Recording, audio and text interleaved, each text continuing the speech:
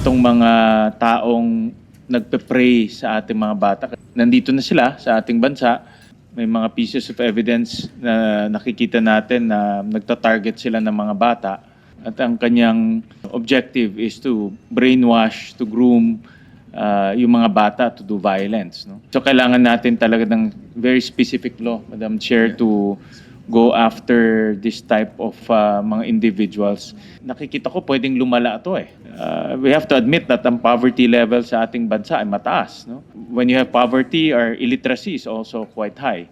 No? So mas mabilis mabiktima yung mga bata na hindi nila alam binibiktima na sila. No? So I think there's a sense of urgency in coming up with a specific law through the committee on how to address itong NVE o yung nihilistic violent extremism, and also yung mga ganitong pag-groom ng bata o pag-brainwash ng bata to go into violence.